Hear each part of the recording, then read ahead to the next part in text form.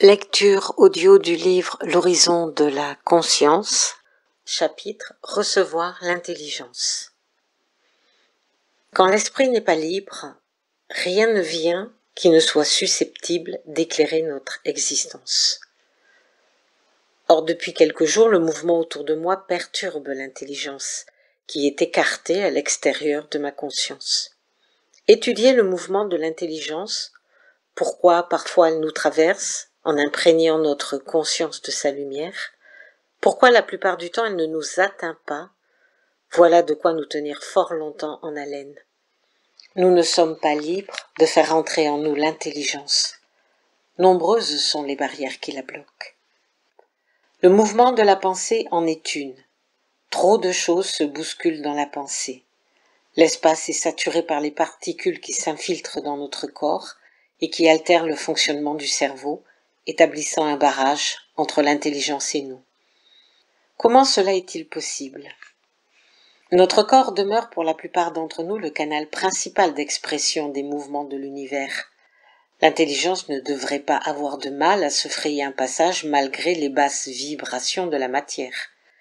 Mais voilà, sa subtilité ne peut pas s'accommoder du bourrin humain.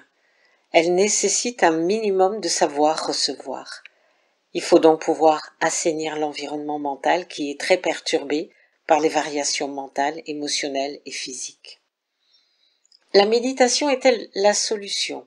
Certainement. Mais s'asseoir pour se vider l'esprit n'est pas la seule façon de faire. Moi, je préfère la marche en solitaire, en pleine nature, ou tout simplement au lever seul, me placer devant mon ordinateur et écrire, avant que toute discussion ne puisse interrompre ce moment crucial où la pensée parasitée ne s'est pas encore manifestée. La conscience d'éveil vient d'émerger de sa torpeur pendant que la conscience nocturne retourne se coucher. Alors là, rien ne parvient à perturber le passage de l'intelligence, qui trouve les canaux nécessaires à sa circulation. Tout est rapide. Il faut saisir ce qu'elle imprime dans le mental pour le transposer vite sur la feuille de papier ou dans l'ordinateur.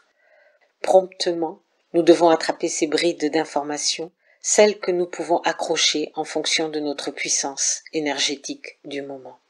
Rien ne retient la main, même pas les infiltrations pernicieuses de pensées qui veulent bloquer ce passage. C'est comme une course à la montre où celui qui gagne est celui qui est le plus léger. Et nous sommes enveloppés de ce savoir, seulement quelques fractions de secondes.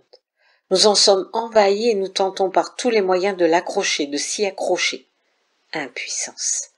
Mais quand nous saisissons des moments de cette réalité qui nous fait défaut, alors nous sommes éclairés et captons le mouvement de l'univers, de sa constitution, de notre conscience à l'intérieur d'une conscience plus immense, si grande, et nous restons admiratifs et apeurés de ce que nous percevons de nous-mêmes en tant que conscience naissante.